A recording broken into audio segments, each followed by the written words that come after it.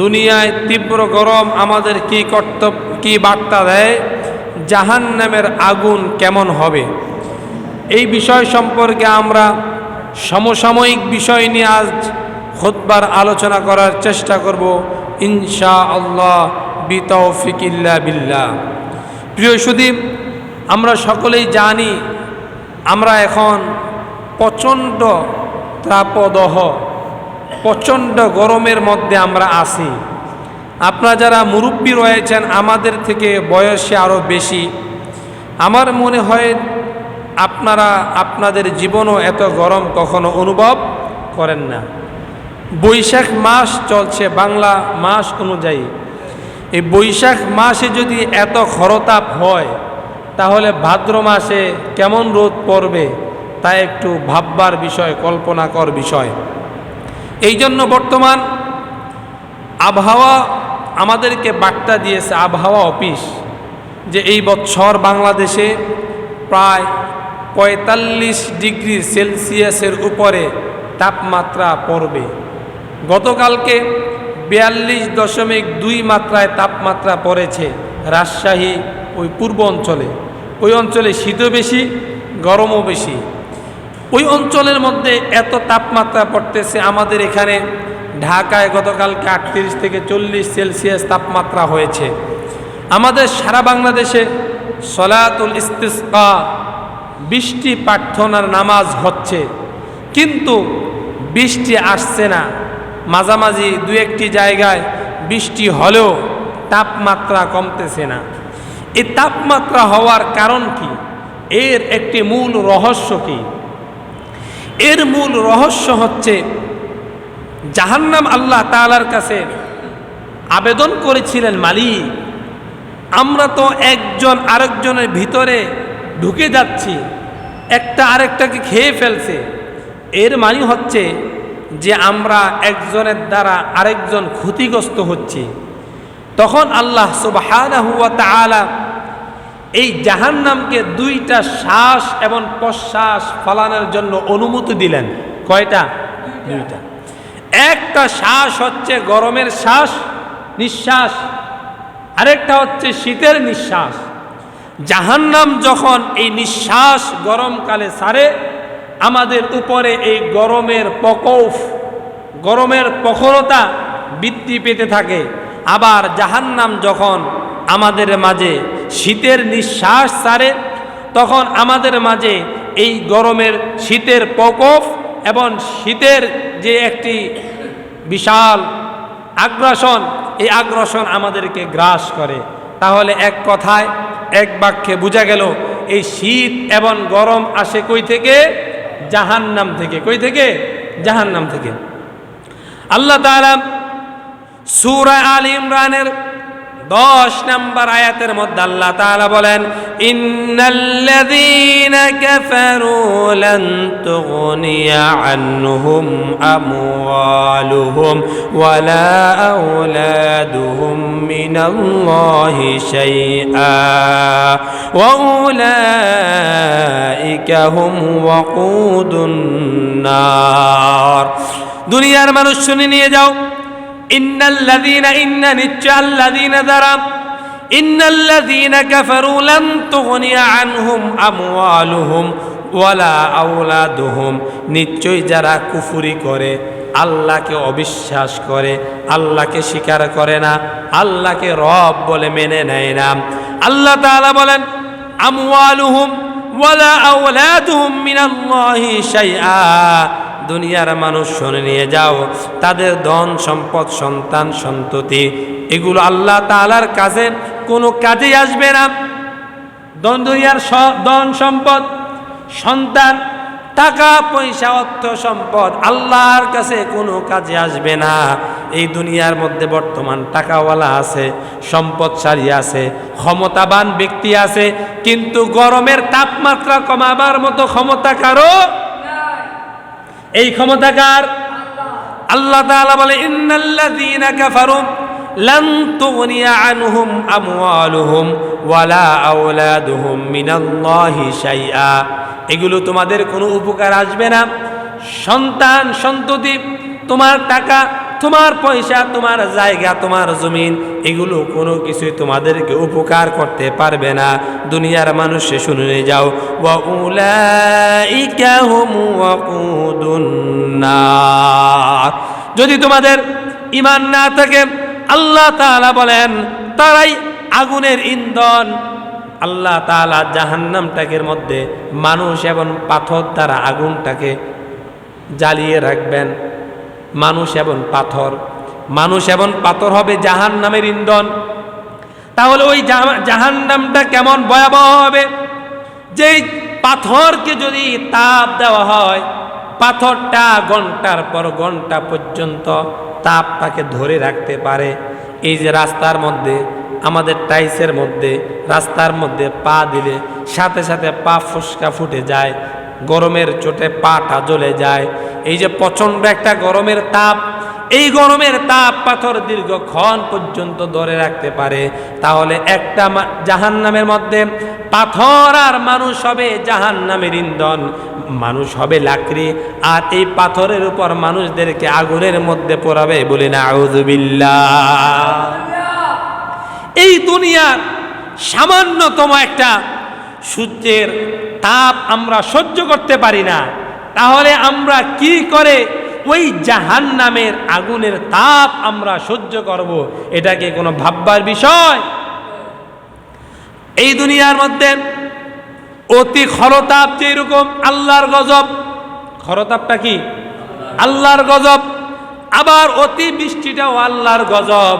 রাসূলুল্লাহ সাল্লাল্লাহু আলাইহি ওয়াসাল্লামের কাছে সাহাবায়ে কেরাম এসে বললেন, ইয়া রাসূলুল্লাহ, আমরা তো রোদের কারণে পুড়ে যাচ্ছি, আমাদের ফসলগুলো নষ্ট হয়ে যাচ্ছে।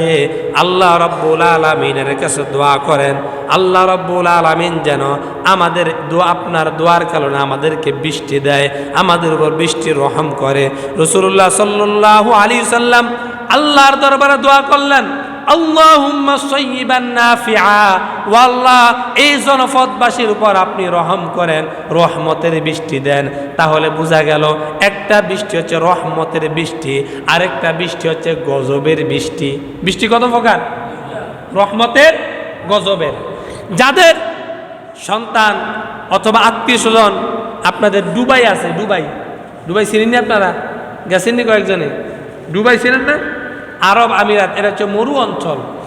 ওই অঞ্চলের মধ্যে বৃষ্টি তেমন হয় না, মাঝে মধ্যে বৃষ্টি হয়। কিন্তু এই বছর একদিনে এত পরিমাণ বৃষ্টি হয়েছে, একদিনের বৃষ্টির কারণে গোটা দুবাই শহর তলিয়ে গেছে। তাদের যেই হেলিপ্যাড, যাকে বলা হয় এয়ারপোর্টে দীর্ঘদিন পর্যন্ত বিমান উঠানামা নিষিদ্ধ হয়ে গেছে একদিনের বৃষ্টির কারণে। কয়দিনের? একদিনের বৃষ্টির কারণে। দেখলাম মরু অঞ্চলের মধ্যে বালির মধ্যে পানি দিলে, বালির মধ্যে পানি কি থাকে না? পানি খেয়ে ফেলে। কিন্তু এই মরু অঞ্চলের মধ্যে এমন পানি এসেছে, পানির কারণে তাদের ওট, বেড়া, বকরিগুলো পানির নিচে তলিয়ে গিয়েছে। বলে নাউযুবিল্লাহ। এর কারণ কি ছিল? এর কারণ ছিল যেহেতু ওটা হচ্ছে আরব মরু অঞ্চল, ওই অঞ্চলের মধ্যে তেমন বৃষ্টি হয় না। এই জন্য দুবাই সরকার তিনি কি করলেন, আমাদের নিকটতম আকাশ, প্রথম আকাশের নিচে যেটাকে আমরা মেঘমালা বলি, কি বলি? মেঘমালা বলি। এটা তারা কৃত্রিম উপায়ে এটাকে তারা পাতলা করার চেষ্টা করছে। কি করার চেষ্টা করছে? পাতলা করার চেষ্টা করছে। পাতলা করতে গিয়ে ওই দেশের মধ্যে এত পরিমাণ বৃষ্টি হয়েছে, বৃষ্টির কারণে গোটা মরু অঞ্চল তলিয়ে গেছে এবং তাদের অবস্থা বর্তমানে খুবই খারাপ অবস্থা রয়েছে। এই যে বিশাল একটি কৃত্রিম উপায়ে তারা বৃষ্টির জন্য চেষ্টা করেছিল, এতে তাদের লাভ হয়েছে না আরো কোটি কোটি টাকা লস হয়েছে? আরো কোটি কোটি টাকা লস হয়েছে। এখন আমরা দেখতে পাচ্ছি বর্তমানে দুবাইয়ের অবস্থা একটা ভালো অবস্থা নয়। বিমান যা আছে সব কিছু পানির নিচে তলিয়ে গেছে। এরকম একটি কৃত্রিম উপায়ে বৃষ্টি আনার তাদের কোনো প্রয়োজন ছিল না, কারণ বৃষ্টি দেওয়ার মালিক কে? রাসূলুল্লাহ দোয়া করলেন, আল্লাহুম্মা সাইয়্যিবান নাফিআ, ওয়া আল্লাহ এই জনপদবাসীর উপর আপনি বৃষ্টি দান করেন। সাহাবায়ে কেরাম কিছুক্ষণ পরে এসে বললেন, ইয়া রাসূলুল্লাহ, আমাদের পর্যাপ্ত বৃষ্টি চলে এসেছে, এখন আর আমার বৃষ্টির প্রয়োজন নাই। রাসূলুল্লাহ সাল্লাল্লাহু আলাইহি সাল্লাম আল্লাহর কাছে দোয়া করলেন, আল্লাহুম্মা হাওয়ালাইনা ওয়ালা আলাইনা, আল্লাহুম্মা হাওয়ালাইনা ওয়ালা আলাইনা। ও আল্লাহ, এখন আমাদের এখানে যা বৃষ্টি দিয়েছেন আলহামদুলিল্লাহ, আমাদের এখন বৃষ্টির দরকার নাই, যে অঞ্চলে বৃষ্টির দরকার ওই অঞ্চলে আপনি বৃষ্টি দিয়ে দেন। তাহলে বৃষ্টি আসার জন্য দোয়া আছে, আবার বৃষ্টি বন্ধ হওয়ার জন্য দোয়া আছে। কিন্তু কৃত্রিম উপায়ে বৃষ্টি আনলে এর জন্য খেসারত আছে না নাই? যেই এখন বর্তমান খেসারত দিচ্ছে দুবাই সরকার, এই দুবাই সরকারের এই এমন একটি নিকৃষ্টতম কাজের কারণে এখন তার গদি নড়েচড়ে বসেছে। কারণ আরব আমিরাতের মানুষ আপনার ভুল কখনো পছন্দ করে না। তাহলে বোঝা গেল আমরা বৃষ্টির জন্য দোয়া করব কার কাছে? আল্লাহর কাছে। এখন অনেকে বলে যে বৃষ্টির জন্য দোয়া করে কি লাভ?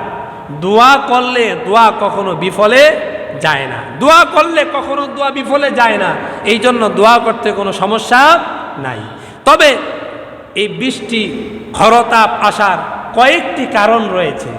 এক নম্বর কারণ হচ্ছে আমরা যদি ফসলের জাকাত না দেই। কিসের জাকাত? ফসল বুঝেন তো? ফসলের জাকাত যদি না দেই তাহলে এই খরতাপ এরকম অনাবৃষ্টি আমাদের মাঝে চেপে বসে। যেমন আমরা সাধারণত আমরা জাকাত দেই তিনটা জিনিসের। কয়টা জিনিসের? তিনটা। এক নাম্বার হচ্ছে নগদ টাকা, দুই নাম্বার হচ্ছে স্বর্ণের জাকাত, তিন নাম্বার হচ্ছে রূপার জাকাত, চার নাম্বার হচ্ছে মালের জাকাত। এই চারটা জিনিসের আমরা জাকাত দেই। কয়টা জিনিসের? চারটা জিনিসের জাকাত দেই। কিন্তু আমরা অনেকেই উসর এই ফসলের জাকাত এটা আমরা দিতে চাই না। এই মাসালাও দেখছি অনেক আলেমও জানে না, এই মাসালাও অনেক আলেমও জানে না।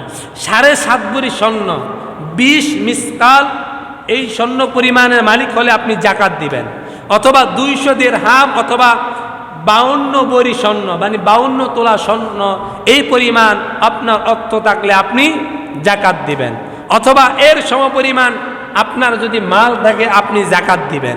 কিন্তু উসরের জাকাত কিভাবে দিবেন এটা আমরা অনেকেই জানি না। উসরের জাকাতের বিষয়ে আল্লাহ তাআলা কুরআনুল কারীমের মধ্যে আয়াত নাজিল করেছেন এবং রাসূলুল্লাহ সাল্লাল্লাহু আলাইহি সাল্লাম অসংখ্য অগণিত হাদিস তিনি বর্ণনা করেছেন। উসরের জাকাত হচ্ছে আপনার যদি পশু থাকে, পশু, তাহলে আপনার 40টি ছাগলের মধ্য থেকে একটা ছাগল আপনি কি দিবেন? জাকাতের মাল সাদকা করে দিবেন। আপনার যদি 30টি গরু থাকে, যেমন সামনে কুরবানির ঈদ আসতেছে, অনেক খামারি আছে তার 30টা 40টা গরু আছে না নাই? আছে। তাহলে 30টা গরু থাকলে আপনি একটা গরু জাকাত দিয়ে দিবেন। এরকম 25টা উট থাকলে, যেহেতু আমাদের দেশে উট নাই, আমাদের এটা প্রচলনও নাই, আপনি 25টা উট থাকলে আপনি জাকাত দিবেন। এরপরে আসলো উসর, ফসলের জাকাত। ফসলের জাকাতটা কি? ফসলের জাকাত হচ্ছে আমরা জমিন থেকে যেই জিনিসগুলো উৎপাদন করি, আমরা ধান উৎপাদন করি, ভুট্টা উৎপাদন করি, গম উৎপাদন করি, এরকম যেই যে ফসল আছে এই ফসলগুলোর জাকাত দেওয়া। রাসূলুল্লাহ সাল্লাল্লাহু আলাইহি সাল্লামের সাহাবীরা তারা মৌমাছির ব্যবসা করতেন। কিসের ব্যবসা? আমাদের দেশে মধু চাষ করে না, এই যে পাহাড়ের মধ্যে তারা মৌচাকের চাষ করতেন, এরও তিনি জাকাত দিতেন। সুবহানাল্লাহ বলবেন না? কোথায় চাষ করতেন? পাহাড়ের মধ্যে মৌমাছি এই মধুর চাষ করতেন, এগুলোরও তারা জাকাত দিতেন।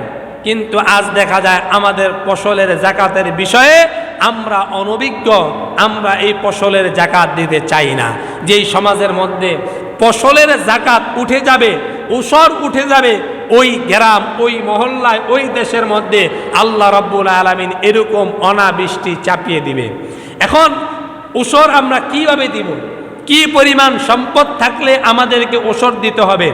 এক কথায়, এক বাক্যে মনে রাখবেন, আপনার যদি 18 মণ 30 কেজি, কত মণ? 18 মণ 30 কেজি আপনার যদি কোনো মাল থেকে থাকে, সেটা হোক ধান, সেটা হোক ভুট্টা, সেটা হোক গম, সেটা যাই কিছু হোক না কেন, তাহলে আপনি 1 মণ জাকাত দিবেন। কয় মণ? 1 মণ। যদি সেটা আপনি, এখানে দুইটা বিষয়, আপনার উপরে 18 মণ 30 কেজি যদি মাল আপনার কাছে আসে, তাহলে আপনার উপর জাকাত ফরজ, ওশরের জাকাত আপনার উপর ফরজ। এখন এটা কিভাবে দিবেন? যদি এটা হয়ে যায় বৃষ্টির পানি দ্বারা ফসল উৎপাদন হয়, আমরা বর্ষাকালে ধান উৎপাদন করি না, সেটা কি আমরা স্কিমের পানি দিয়ে করি না বৃষ্টির পানি দিয়ে? বৃষ্টির পানি দিয়ে যদি আমরা ফসল উৎপাদন করি, তাহলে 10 মণে 1 মণ, 20 মণে 10 মণে 1 মণ, 20 মণে 2 মণ, তাহলে আপনি 20 মণে 2 মণ জাকাত দিয়ে দিবেন। আর সেটা যদি আমরা এটাকে কি, এটা কি বর্তমান কি কাল বলি? হুদিন কাল নাকি? আমাদের দেশে হুদিন কাল বলে। এই হুদিন কালে যদি আমরা স্কিমের পানি দ্বারা সেচ করে যদি ধান, ভুট্টা অথবা ফসল উৎপাদন করি, তাহলে 20 মণে 1 মণ। কত মণে? 20 মণে। যদি আমরা সেচ দ্বারা পানি দিয়ে যদি আমরা ফসল উৎপাদন করি, মেশিনের পানি দিয়ে, মেশিন পানি দিতে হলে তেল খরচ আছে না, স্কিমের একটা বিল আছে না, এরকম যদি আমরা ফসল উৎপাদন করি, তাহলে 20 মণে 1 মণ। আর যদি আকাশের বৃষ্টির পানি দ্বারা আমরা ফসল উৎপাদন করি, তাহলে 20 মণে কয় মণ? 2 মণ। এই উশরের জাকাত যদি আমরা না দেই, তাহলে আমাদের উপর এরকম ভাবে আল্লাহ রব্বুল আলামিনের গজব নেমে আসবে, আল্লাহর রহমত থেকে আমরা বঞ্চিত হব, আর আল্লাহ রব্বুল আলামিন আমাদেরকে অনাবৃষ্টি দিবে। এই জন্য আমাদের যাদের ওসর ফসলের জাকাত ফরজ হয়েছে, জাকাত মালকে বৃদ্ধি করে, বৃদ্ধি পেয়ে দেয়। এই জন্য আমাদের যাদের ওসরের জাকাত রয়েছে, জাকাত ফরজ হয়েছে, আমরা ওসরের জাকাত আদায় করব ইনশাআল্লাহ। 2 নম্বর বিষয় হচ্ছে, আমাদের দেশে একটা প্রচলিত বিষয় রয়েছে, যেটা হচ্ছে কুসংস্কার, যে আমরা বৃষ্টি না হলে, আমাদের উত্তর অঞ্চলে এই জিনিসটা রয়েছে, বৃষ্টি না হলে ব্যাংকের সাথে ব্যাংকে বিয়ে দেয়, বলি নাউযু বিল্লাহ। এটা সারা বাংলাদেশে মিডিয়ার মাধ্যমে ভাইরাল হয়েছে, আপনারা হয়তো বা টেলিভিশনের মাধ্যমে দেখেছেন, যে ব্যাংকের সাথে বিবাহ দেয়। আচ্ছা, ব্যাংকের কি ব্যাংকের সাথে বিবাহ দেওয়ার কোনো বিষয় না। এই বিষয়টা আসছে কই থেকে? এই বিষয়টা আসছিল আরবের অঞ্চলে, মরু অঞ্চলে নীলনদ যখন শুকিয়ে যাইত খরতাপের কারণে, তখন তারা একটা রূপসী সুন্দরী মেয়েকে ধরে সাজিয়ে গুজিয়ে তাকে এই নীলনদের মধ্যে বলি দিত, বলি নাউযু বিল্লাহ। এই বলি দেওয়ার কারণে হযরত ওমর ইবনুল খাত্তাব রাদিয়াল্লাহু তাআলা তিনি এই অঞ্চলের জন্য একজন গভর্নর নিযুক্ত করলেন। গভর্নর হযরত ওমর ফারুক রাদিয়াল্লাহু তাআলার কাছে চিঠি লিখলেন, আমিরুল মুমিনিন, আমি এখানে এসে দেখলাম একটি কুসংস্কার। কি কুসংস্কার? যে আমাদের এই এলাকার মধ্যে যে নীলনদ রয়েছে, মিশরের যে নীলনদ রয়েছে, এই নীলনদের মধ্যে যদি কোনো মেয়েকে অথবা একটা রূপসী সুন্দরী যুবতী মেয়েকে যদি সাজিয়ে গুজিয়ে এটার মধ্যে বলি না দেওয়া হয়, তাহলে পানি আসে না। হযরত আমিরুল মুমিনিন হযরত ওমর ফারুক রাদিয়াল্লাহু তাআলা তিনি এই নীলনদের নামে একটা চিঠি লিখলেন, বলি সুবহানাল্লাহ। কি ঈমান থাকলে একটা নীলনদের কাছে একটা মানুষ চিঠি লিখেছে, ভালো বলবেন না? হযরত আমিরুল মুমিনিন খলিফাতুল মুসলিমিন হযরত ওমর ফারুক রাদিয়াল্লাহু তাআলা আনহু তিনি চিঠি লিখলেন, ও নীলনদ, তুমি যদি তোমার নিজ থেকে পানি উৎপাদন করার ক্ষমতা থাকে, নিজ থেকে যদি পানি আসার কোনো ক্ষমতা থাকে, তাহলে আমার ওমরের কথা শোনার তোমার কোনো দরকার নাই।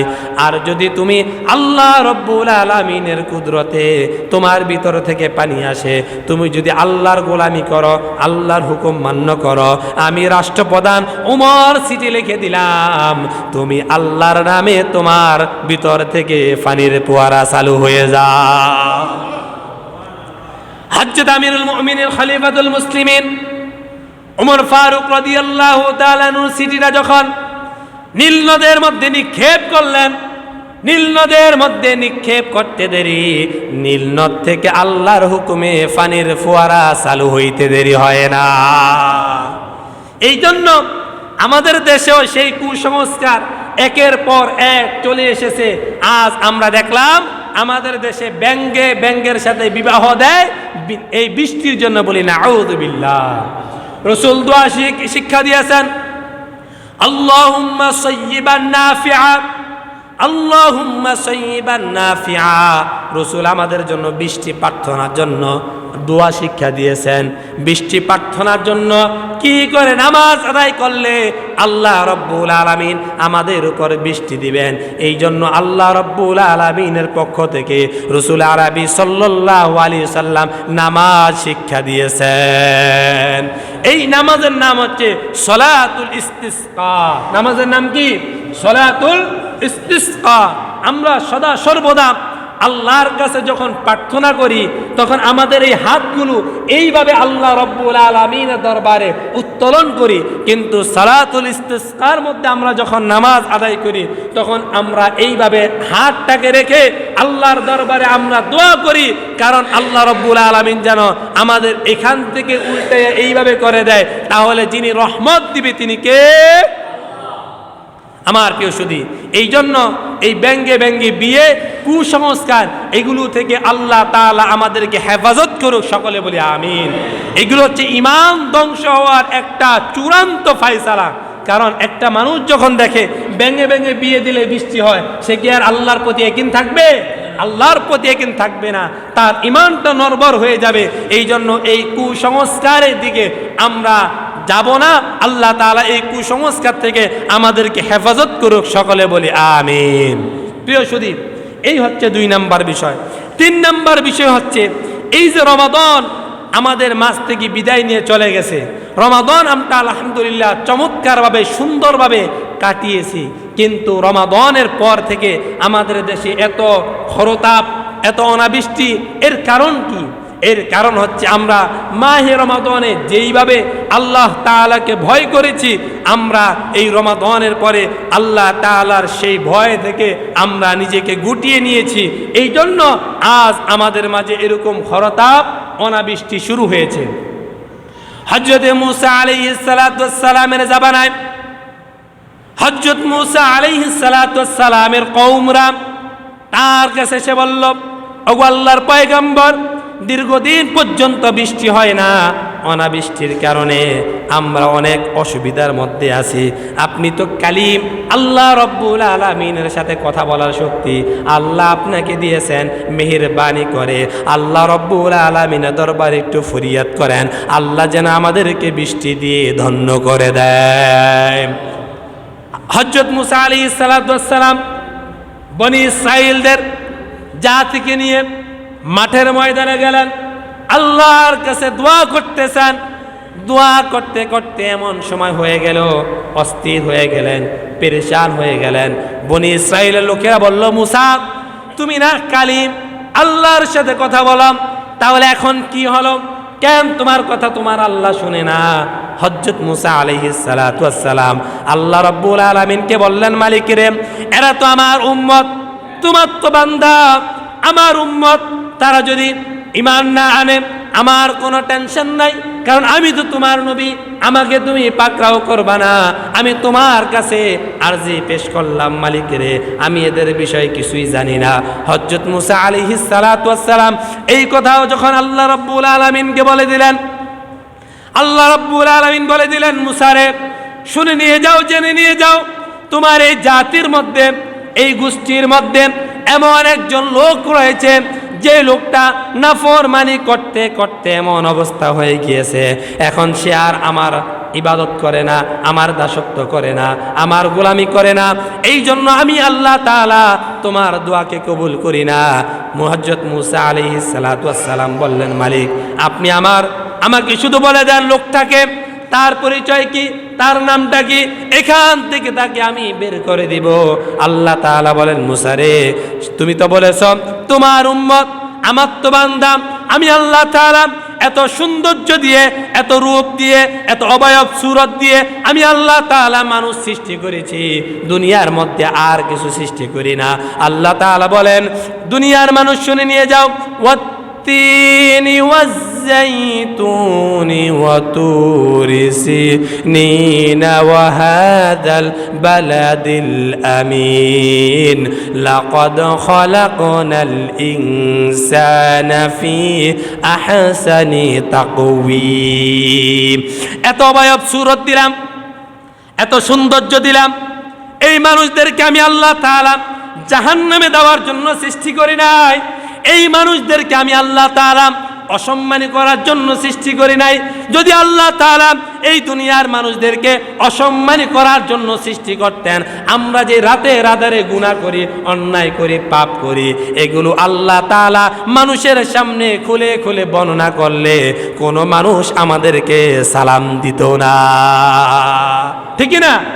কারণ আমাদের যে অন্যায় অপরাধ, আমাদের অন্যায় অপরাধের মাত্রা এত পরিমাণ বেড়ে গিয়েছে, যার কারণে আজ অনাবৃষ্টি আমাদের মাঝে চলে এসেছে। এই অন্যায়গুলো যদি মানুষ দেখতো, যে এই লোকটা যায় টুপি পরা, পাঞ্জাবিওয়ালা, দাঁড়িয়ে আছে, এই লোকটার মধ্যে এত গুনাহ, ওই লোককে কি কেউ সালাম দিত? কেউ তাকে সালাম দিত না, সম্মান করত না। আল্লাহ তাআলা অবয়ব সুরত দিয়ে যেই মানুষগুলোকে সৃষ্টি করেছেন, যেই মানুষগুলোকে বানিয়েছেন, যেই মানুষগুলোকে দুনিয়ার মধ্যে প্রেরণ করেছেন, জাহান্নামে দেওয়ার জন্য নয়, অপমান করার জন্য নয়, অপদস্থ করার জন্য নয়, আল্লাহ তাআলা দুনিয়ার মানুষদেরকে জানিয়ে দিলেন, ও দুনিয়ার মানুষ শুনে নিয়ে যাও, আমার কাছে তোমরা মাফ চাও, আমার কাছে তোমরা ক্ষমা চাও। আমি আল্লাহ রাব্বুল আলামিন তোমাদের গুনাহগুলো, অন্যায়গুলো, অপরাধগুলো যেমনি ভাবে গোপন রেখেছি, গোপন অবস্থায় মাফ করে তোমাদেরকে মাসুম বানিয়ে দিব। হযরত মুসা আলাইহিস সালাতু ওয়াস সালাম আল্লাহর কাছে যখন আরজি করলেন, মালিক এই বান্দার শুধু নামটা বলেন, নামটা শুধু প্রকাশ করে দেন। আল্লাহ রাব্বুল আলামিন বললেন, মুসা রে, আমি এই লোকটাকে অসম্মানী করার জন্য, অপদস্থ করার জন্য, এই লোকটাকে আমি জাহান্নামে দেওয়ার জন্য তৈরি করি নাই।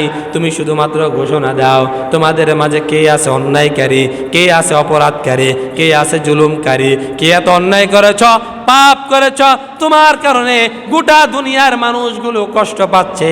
যদি তোমরা তাওবা করো, আল্লাহ রাব্বুল আলামিন তোমাদের তাওবাকে কবুল করে নিবে। লোকটা যখন এই কথা শুনলেন, চিন্তা করলেন, আমি যদি এই মুহূর্তে এই সমাজ থেকে উঠে যাই, এই মসজিদ থেকে উঠে যাই, এই মজলিস থেকে উঠে যাই, সকলেই মনে করবে ওই যে পাপী লোকটা, ওই লোকটার কারণে আজ থেকে এতদিন পর্যন্ত আমরা কষ্ট পেয়েছি, আমাদের কষ্ট হয়েছে, অনাবৃষ্টি হয়েছে, লোকটা আমাদেরকে অত্যাচার করবে, মেরে ফেলবে। আল্লাহ রাব্বুল আলামিনের কাছে হাত উত্তোলন করলে বলেন, মালিক রে, এই দুনিয়ার মধ্যে আপনার অনেক বান্দা আছে, আমিও তো আপনার একজন বান্দা, আমি তো আপনার গোলাম, আমি দুনিয়ার মধ্যে অন্যায় করেছি, অপরাধ করেছি, জুলুম করেছি, মালিক রে, আপনার কাছে আমি সাহায্য প্রার্থনা করতেছি। ইয়াকা না'বুদু ওয়া ইয়াকা নাস্তাঈন। আমরা তোমার ইবাদত করি, তোমার কাছে সাহায্য প্রার্থনা করি, মালিক দয়া করে আমাকে অসম্মানিত করেন না, আমাকে দয়া করে অনুগ্রহ করে মাফ করে দেন। আল্লাহর কাছে তাওবা করতে দেরি, সাথে সাথে আল্লাহ তাআলা হযরত মুসা আলাইহিস সালাতু ওয়াস সালামের দোয়াকে কবুল করে নিয়ে বৃষ্টি আকাশ থেকে বর্ষণ করে দিয়েছেন। আল্লাহু আকবার। আজ দেখা যায় একে পাপ করে 10 জনে পুইরা মরে, এই অবস্থা আছে না নাই? এই অবস্থা আছে না নাই? হযরত সুলাইমান পয়গম্বর তার সঙ্গী সাথীরা এসে বলল, ওগো আল্লাহর পয়গম্বর, আল্লাহ রাব্বুল আলামিন আপনাকে পৃথিবীর পশ্চিম থেকে পূর্ব, উত্তর থেকে দক্ষিণ পর্যন্ত আপনাকে আল্লাহ তাআলা রাষ্ট্র ক্ষমতা দিয়েছেন, আল্লাহর দরবারে একটু বৃষ্টির জন্য প্রার্থনা করেন। হযরত সুলাইমান আলাইহিস সালাতু ওয়াস সালাম সঙ্গীদেরকে নিয়ে বৃষ্টির জন্য যখন তিনি প্রার্থনা করতে যাবেন, গিয়ে দেখেন একটা পিপিলিকা, 2টা পা, আকাশের দিকে দিয়ে আল্লাহ রব্বুল আলামিনের কাছে বৃষ্টির জন্য প্রার্থনা করতেছে। হযরত সুলাইমান আলাইহিস সালাতু ওয়াস সালাম বলল, ও আমার সাথীরা, আমাদের দোয়া আল্লাহ রব্বুল আলামিনের কাছে কবুল হয়ে গিয়েছে। একটা পিপিলিকা আল্লাহর দরবারে দোয়া করতেছে, পিঁপড়ার কারণে আল্লাহ তাআলা জমিনের মধ্যে কিছুক্ষণ পরেই বৃষ্টি দিয়ে দিবে।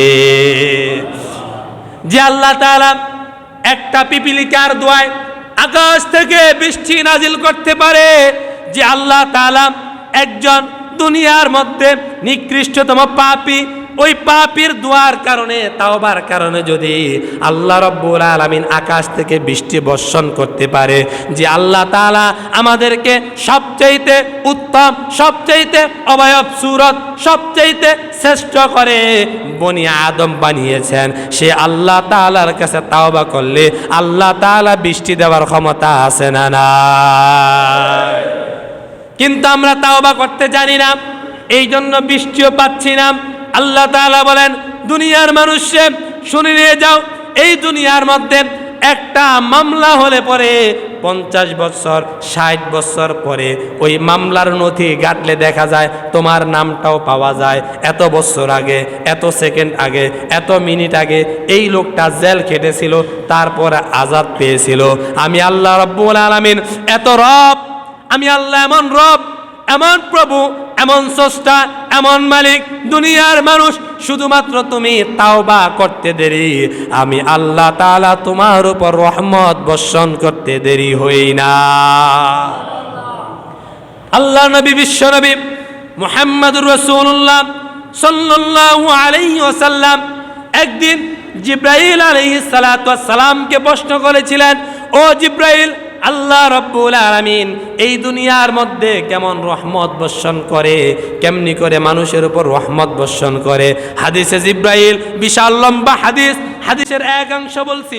আল্লাহ নবী সাল্লাল্লাহু আলাইহি সাল্লামের জবাবে জিবরাইল আলাইহিস সালাতু ওয়াস সালাম বললেন, নবী হে, এই দুনিয়ার মধ্যে আল্লাহ রব্বুল আলামিন এই দুনিয়ার মধ্যে যতগুলো বৃষ্টির ফোঁটা বর্ষণ করে আমি জিবরাইলের পক্ষে গণনা করা সম্ভব। নবী হে, এই দুনিয়ার মধ্যে যতগুলো বালির কণা বাতাসের মধ্যে উড়ে আমি নবী, আমি জিবরাইলের পক্ষে গণনা করা সম্ভব। কোনো আল্লাহর বান্দা যদি অন্যায় করার পরে, অপরাধ করার পরে আল্লাহ রব্বুল আলামিনের কাছে তাওবা করে, আল্লাহ রব্বুল আলামিন তার উপর যেই পরিমাণ রহমত বর্ষণ করে আমি জিবরাইলের পক্ষে গণনা করা সম্ভব নয়। তাহলে বোঝা গেল দুনিয়ার মধ্যে ওই লোকটা হচ্ছে সবচাইতে শ্রেষ্ঠ, যে ব্যক্তি অন্যায় করার পরে, অপরাধ করার পরে আল্লাহর কাছে সারেন্ডার করে, আল্লাহর কাছে তাওবা করে, ওই লোকের উপর যিনি রহমত বর্ষণ করে তিনি কে? আল্লাহ তাআলা বলেন, ফাইন লাম তাফআলু ওয়া লান তাফআলু فاتقوا النار التي وقودها الناس والحجارة। দুনিয়ার মানুষ শুনে নিয়ে যাও, যদি তোমরা তা আনয়ন করো, যদি তোমরা তা আনয়ন করো, কি আনয়ন করো, এবং কখনোই তা করতে পারবে না, তাহলে সেই আগুনকে ভয় করো যার ইন্ধন হবে মানুষ। এর মানে কি, যদি তোমরা ঈমান আনয়ন করো তাহলে তিনি তোমাদেরকে জাহান্নাম থেকে মুক্তি দিবে, তিনি কে? আর যদি তোমরা ফাইল্লাম তাফআলু ওয়া লান তাফআলু ফাত্তাকুন নারাল্লাতী ওয়াকুদুহান নাস ওয়াল হিজারা, আর যদি তোমরা আল্লাহর প্রতি ঈমান আনয়ন না করো, আল্লাহর প্রতি তোমরা ঈমান আনয়ন না করো, তাহলে আল্লাহ রব্বুল আলামিন তোমার জন্য এমন একটা জাহান্নাম নির্ধারণ করে দিয়েছেন, যেই জাহান্নামের ইন্ধন হচ্ছে মানুষ এবং পাথর। বলি নাউযুবিল্লাহ। আজ দেখা যায় আমাদের সম্পদ আছে, আমাদের টাকা আছে, আমাদের সন্তান আছে, এই সম্পদ, এই টাকা, এই পয়সা, এগুলো আমাদের জন্য 2 পয়সার কাজে আসবে না আখিরাতে। কারণ যদি আমাদের ঈমান থাকে, যিনি আমাদেরকে পার করে দিবেন তিনি কে? আল্লাহ তাআলা বলেন, ইন্নাল্লাযীনা কাফারু লান তুগনিয়া আনহুম আমওয়ালুহুম ওয়ালা আওলাদুহুম মিনাল্লাহি শাইআ ওয়া উলাইকা হুম ওয়াকুদুন নার। ইন্নাল্লাযীনা নিশ্চয় যারা আল কাফিরুন যারা কুফরি করেছে, আল্লাহকে অবিশ্বাস করেছে, আল্লাহকে রব বলে স্বীকার করে না, বৃষ্টি দেওয়ার মালিক আল্লাহ, রিজিক দেওয়ার মালিক আল্লাহ, সন্তান দেওয়ার মালিক আল্লাহ, সমস্ত গুণের অধিকারী আল্লাহ, আল্লাহ রাব্বুল আলামিনের গুণগুলো স্বীকার করে নিয়েছে, কখনো কুফরি করে না, আল্লাহ তাআলা তার জন্য রেখে দিয়েছেন জান্নাত। আর যে ব্যক্তি কুফরি করবে, আল্লাহ তাআলা বলেন তুমি যদি আমেরিকার জো বাইডেন হও, ডোনাল্ড ট্রাম্প হও, দুনিয়ার সবচাইতে টাকাওয়ালা, সবচাইতে অর্থওয়ালা অ্যাপেলের কোম্পানির মালিক হও, আল্লাহ রাব্বুল আলামিনের কাছে জো বাইডেন, আমেরিকার ডোনাল্ড ট্রাম্প, দুনিয়ার সবচাইতে টাকাওয়ালা, অর্থওয়ালা, সম্পদওয়ালা, তোমার 19 জন সন্তান থাকুক, শত শত সন্তান থাকুক, এগুলো আল্লাহর দরবারে কোনো কাজে আসবে না। আল্লাহর দরবারে যেটা কাজে দিবে তার নাম হচ্ছে ঈমান। তার নাম কি? এই জন্য আমাদের ঈমান আনার দরকার আছে না নাই? এই জন্য আল্লাহ তাআলা বলেন দুনিয়ার মানুষকে শুনে নিয়ে যাও, ওয়ালা তামুতুন্না ইল্লা ওয়া আনতুম মুসলিমুন। ও দুনিয়ার মানুষ, তোমরা মইরো না। আমরা ইচ্ছা করলো জীবিত থাকতে, কিন্তু আল্লাহ তাআলা বলেন দুনিয়ার মানুষ তোমরা মৃত্যুবরণ করো না, ওয়ালা তামুতুন্না ইল্লা, যদি মরতে চাও, ওয়া আনতুম মুসলিমুন, মুসলমান না হয়ে মৃত্যুবরণ করো না। কারণ মুসলমান না হয়ে মৃত্যুবরণ করলে আমাদের জন্য জাহান্নাম যিনি নির্ধারণ করে দিয়েছেন তিনি কে? এই জন্য আগে আমাদেরকে মুসলমান হতে হবে। আল্লাহ তাআলা বলেন ইন্নাদ-দীনা ইনদাল্লাহিল ইসলাম।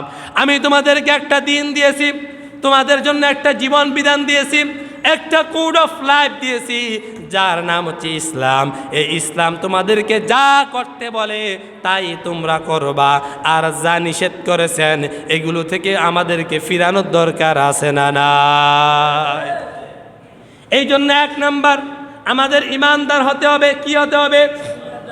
আরো জোরে বলুন, কি হতে হবে? যদি আমরা ইমানদার হতে পারি, আল্লাহ রাব্বুল আলামিন দুনিয়ার যত আযাব গজব আছে, দুনিয়ার যত মহামারী আছে, এগুলো থেকে হেফাজত করবে যিনি, চিল্লিয়ে বলুন তিনি কে?